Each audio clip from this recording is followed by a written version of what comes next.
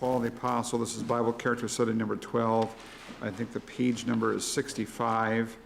And so that's where we're going to be for tonight. We're working our way through Paul's life. This study involves a little bit longer section of the book of Acts. These several chapters contain the events surrounding Paul's arrest, imprisonment, appeal to Caesar, and administrative procedures to send him on to Rome. And so, question number one, who accompanied Paul to Jerusalem? So that was Luke and some of the disciples from Caesarea. So Dr. Luke and some of the brothers from Caesarea. Who received him and his companions gladly when they arrived there?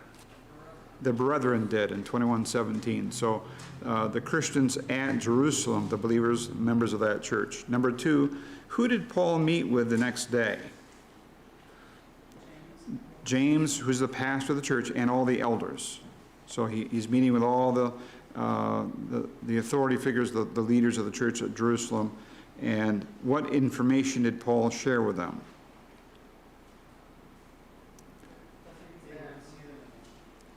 No, that was in Miletus. This one here is in Jerusalem, and he's sharing with them all the things that God had done among the Gentiles. So he's giving a report on his ministry and from the last mission trip, what had happened.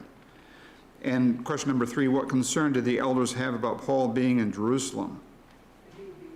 Yeah, so they said there are those here who are very, very zealous for the law. And there are people here who know that you have been saying you don't need to keep the law. And that is indeed Paul's message. And so what do they want him to do? Shave his head and pay for 4 other guys to go with him and offer sacrifices as part of a vow. And that it would be seen that Paul is not anti-God, he's not anti-Jew, he follows the traditions and so on. So he agreed to do that.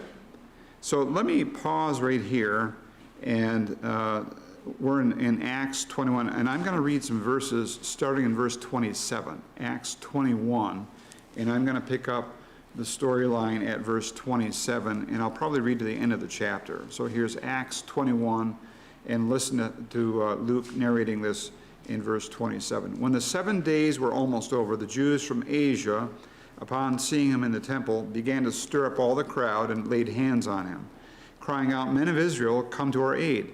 This is the man who preaches to all men everywhere against our people and the law in this place. And besides, he has even brought Greeks into the temple and has defiled this holy place." For they had previously seen Trophimus the Ephesian in the city with him, and they supposed that Paul had brought him into the temple. Then all the city was provoked, and the people rushed together, and taking hold of Paul, they dragged him out of the temple, and immediately the doors were shut. While they were seeking to kill him, a report came up to the commander of the Roman cohort that all Jerusalem was in confusion. At once he took along some soldiers and centurions and ran down to them, and when they saw the commander and the soldiers, they stopped beating Paul. Then the commander came up and took hold of him and ordered him to be bound with 2 chains, and he began asking who he was and what he had done. But among the crowd, some were shouting one thing and some another, and when he could not find out the facts because of the uproar, he ordered him to be brought into the barracks. When he got to the stairs, he was carried by the soldiers because of the violence of the mob, for the multitude of the people kept following them, shouting, "Away with him!" As Paul was about to be brought into the barracks, he said to the commander, "May I say something to you?" And he said, do you know Greek? Then you are not the Egyptian who some time ago stirred up a revolt and led the 4,000 men of the assassins out into the wilderness. But Paul said, "I am a Jew of Tarsus in Cilicia, a citizen of no insignificant city, and I beg you, allow me to speak to the people." When he had given him permission, Paul, standing on the stairs, motioned to the people with his hand, and when there was a great hush, he spoke to them in the Hebrew dialect. Well, quite the scene, isn't it? So this is pretty dramatic. And of course, we're reminded that Agabus the prophet had told Paul, "You're going to be arrested. You're going to be bound with chains when you go back to Jerusalem." And that is indeed happening now. So let's proceed with our questions with this in mind. in question number 4, in 21:27, who recognized Paul in the temple? Jews from Asia. Now, when it says Asia, that doesn't mean like Vietnam and India. That means Asia Minor. So that's Turkey, the land of Turkey today. That whole territory is called Asia in Roman provinces. So there's Jews who are from Asia, and they see Paul. They know they recognize him. And then they make an assumption, and what is the assumption that they made in verse 29? That he brought a Gentile, a Greek, with him into the temple. Now, you might remember that the courtyard of the temple, the temple complex, had 3 different walls, 3 different divisions.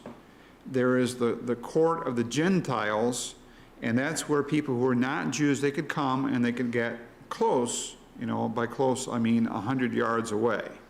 And there was a wall, there was a gate in the wall, and the gate was guarded by men with swords and spears. They were the officers of the temple, and they had the authority to close the gates. They had the authority to kill people who were not following Hebrew tradition. And so there's the court of the Gentiles, and then inside of that is the court of the women, and then inside of that is the court of the Jews. And in the court of the Jews, that is as close as Hebrews, as Jews could get to the actual entrance into the interior parts of the temple complex. Only certain Jews could go into that inside territory. Who would that be? Levites, priests. Levitical priests could go in there, but people from the tribe of Benjamin or people from the tribe of Judah, they couldn't go in there. So there's these gated off areas, walled off areas. And what is assumed here is these Jews from Asia saw Paul. They'd earlier seen him in Jerusalem, downtown Jerusalem. And they'd seen him with somebody that they knew was a Greek, this Trophimus. And when they see Paul in the court of the Jews, this is a huge area. This is the size of Walmart. The whole complex is 33 acres. And there's hundreds and hundreds of people. So you could easily overlook somebody. But they see Paul in the court of the Jews, and they assume he has brought along Greeks into the court of the Jews. That is forbidden. And they are so angry, they are just consumed with anger, that this man who was a Jew, he was training to be a rabbi. He was the favorite of Gamaliel, and now he is desecrating our holy temple. And so they jump on him. And it causes such a disturbance that they close the doors. The guards close the doors and seal everything shut. So, we've talked about number 4. Number 5, who had to intervene with the situation in the temple courtyard in verses 31 and 32? Yeah.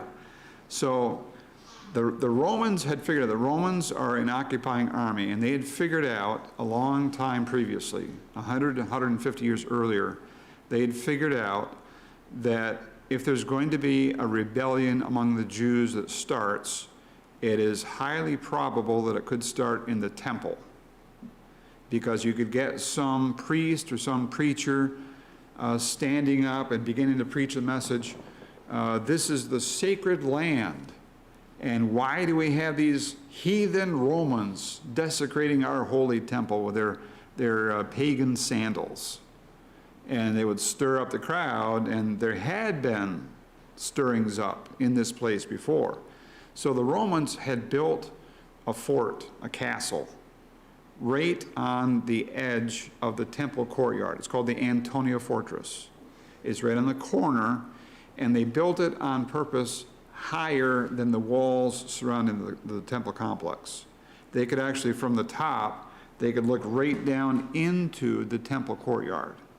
And they had guys all the time watching what was going on down there because of this kind of a thing. So that if a riot started or something began to happen, they had a set of stairs that came directly out of the Antonia Fortress right down into the courtyard. And that's what the commander uses. So word gets to him inside the castle, there's something big going on down in the courtyard. The Jews they're pounding somebody on the pavement, and they're throwing their cloaks and robes around, and they're shouting and hollering. And he said, get me a squad right now, here we go. And out they come through that door, down the stairs, and they're right there. They're right in the court of the Jews. And so that's what happens. Here is the commander of the Roman cohort, and he grabs them. They put 2 chains on him, and they're going to drag him inside, figuring, well, you tell me, what is the Roman commander likely thinking? He's a troublemaker. He's trying to stir up the crowd. He's going to start something against us, the Romans. He's going to start an armed rebellion. And so get him, and we cut the head off the snake. So they grab him, they chain him, and they're pulling him up the stairs. They're going to pull him inside the Antonia fortress and figure out who is this guy and what is he doing. But what happens while they're on the stairs? What did Paul do? What did he want to do while on the stairs? He said, can you give me a minute, sir, commander? I'd like to talk to the crowd. Maybe I can calm them down. And the commander in verse 37 is a little surprised that Paul can speak Greek, because a rabble-rouser would likely speak Aramaic and probably Hebrew, but he might not be that fluent in Greek. So he says, you speak Greek? And Paul says, yeah. And the commander says, well, then you're not that Egyptian who was trying to stir stuff up a while ago. This group called the Assassins, 4,000 men. Apparently they're a rebel group. And Paul says, I'm a Jew of Tarsus. I don't know who the assassins are, but I'm a Jew of Tarsus. I'm a citizen. And I beg you, verse 39, allow me to speak to the people. So the commander says, okay, I think we got this in hand. Okay, you can talk to them. So what does Paul do in verse 40? Well, he motions with his hands. He says, calm down, calm down. I want to talk to you for a minute. And then what kind of an address does Paul give to the crowd? What is this? He speaks in Hebrew. Okay, it's speaking Hebrew. And in chapter 22, and really all the way to verse 21. This is all of Paul's speech that he gives to the crowd, and the crowd was very angry. They were very upset. They were going to try to kill him. But he's calmed them down. They're listening to him, and this speech is his personal testimony. He tells the crowd how he came to know Christ. And interestingly, the crowd is quiet for most of this until he gets to verse 21. Look at verse 21. And he, that's Jesus, said to me, that's Paul, go, for I will send you far away to the Gentiles. They listened to him up to this statement, and then they raised their voices and said, away with such a fellow from the earth, for he should not be allowed to live. What kind of an attitude is this showing on the part of the crowd? Jealous. So as I was looking this over this afternoon, it occurred to me this attitude is very similar to the attitude that Jonah the prophet had. Do you remember Jonah? What kind of an attitude did he have again? He didn't want Nineveh to receive the mercy of God. Nineveh was one of the 2 capitals of the Assyrian Empire. Cruel, warlike people. And Jonah wanted God to pour out his wrath on that city. He wanted God to lightning bolts from the sky, incinerate the place. And when God said, I want you to preach repentance to the Ninevites, Jonah didn't want to do that. In fact, he so much didn't want to do that, he went the opposite direction. He went towards Tarshish in Spain. And then even when he got over there, he had to, because God got him in a whale, brought him back. Even when he got to Nineveh, remember he went and preached, and then he sat down, And what happened next? A gourd, a plant with big leaves, grew up over the top of him, and it protected him from the sun, and he was so happy about that. And he was sitting down outside the city waiting for what? For the wrath of God to come. He was waiting for the show. And then God, to teach Jonah a lesson, sent, anybody remember what it was? A worm. A worm ate the vine, and the thing withered up. It all crinkled up, and now the sun is beating down on him. He's getting sunburned, and maybe he was bald like me, and he's just, oh, this is terrible. And then God says, you had compassion. You like the vine. You like the gourd plant. Don't you understand that in that city, there are 600,000 people who don't know their right hand from their left? Infants, children. God says to Jonah, don't you think it's good to show mercy? Jonah was a bitter, angry man. This crowd, they listened to Paul all the way through his testimony of Jesus crucified, Jesus resurrected, Jesus talking to him on the road to Damascus, Jesus assigning him a job to do. But when he says, Jesus sent me to go to the Gentiles, now they get angry. Wow. That's quite a story, isn't it? These Jewish folk, they are really, they are very jealous. We're the chosen people. We're the only ones. You can't take the message of God to the Gentiles. Well, you see in their bitterness and their anger, they've become very, very small-minded, haven't they? So, number 7, in 22, verse 24, the commander of the Antonia fortress where Paul was being held ordered Paul to be examined. What did this examination consist of? Scourging, flogging with a whip. So they stretched him out. They took his shirt off, and a guy was holding a whip. And what prevented them from carrying this out? So Paul says, just a quick legal question. It's okay for you guys to flog a Roman citizen, right? And the guy holding the whip dropped it. And he said, excuse me one sec. He stepped into the commander's office and he said, you know that this guy is a Roman citizen, right? And the commander said, he's what? Because that's a no-no. Roman citizens had rights. And you were not allowed to examine or interrogate a prisoner by torture to a Roman citizen. You could do it to other people, but not to a Roman citizen. And so the commander comes in and says, you're a Roman citizen. Paul says, yes, I am. And the commander says, I had to pay a lot of money to get my citizenship. And Paul says, well, I was born a citizen. Because the city of Tarsus had that status in the Roman Empire. If you were born there, you were granted the status of citizenship.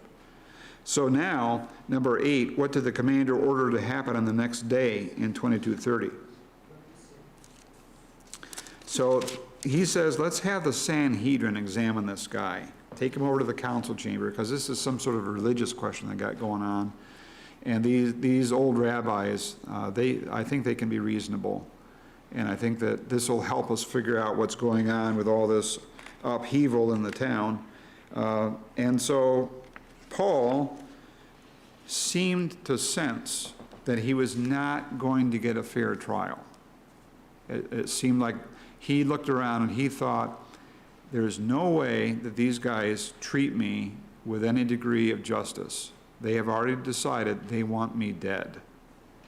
And so he uses a ploy, he uses a technique. What did he do to start something happening? So he looks around and he sees that, as there always is, there's a division between the Sadducees and the Pharisees. Paul himself is a Pharisee. And so he looks around and he sees what he thinks is going on in this council chamber, and he shouts, "Brethren, I am on trial for the hope of Israel, the resurrection of the dead." And immediately the Pharisees, he's one of us. He believes in the resurrection. The Sadducees say, he's one of them. He's not one of us. And if it weren't so sad and so serious, this scene is almost comic. Because I can picture these august, reverend, 90-year-old rabbis with their long blue robes and giant tassels, their long gray beards and little spectacles, and they're hitting each other over the head with their canes, they're pulling their beards, and they're tweaking their noses, and the whole place turns into another riot.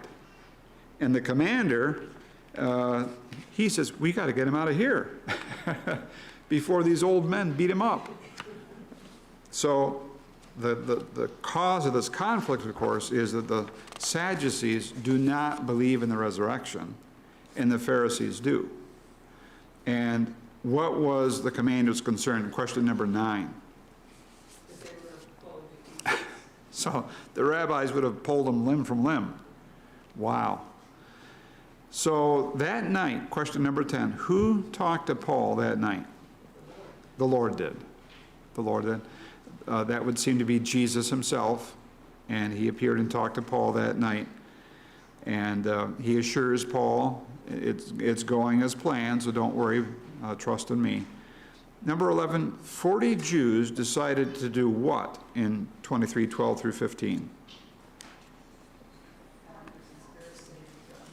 A conspiracy to not to eat or drink until they had ambushed and assassinated Paul. So they have a plot. They've got a plan in place. And what they're going to do is they go and meet with the chief priest.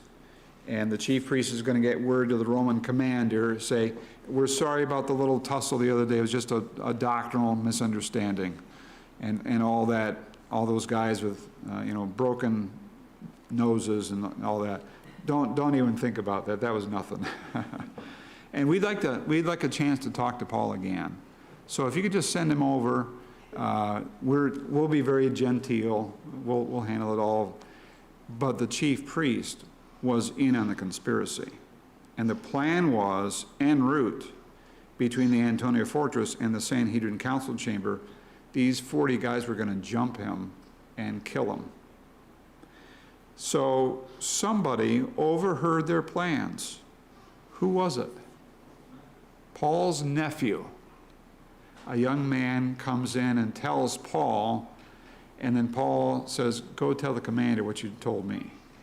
And so he does. He goes and tells the commander, and the commander nods and says, okay, thank you, son. And then he says, what did he say next to the boy?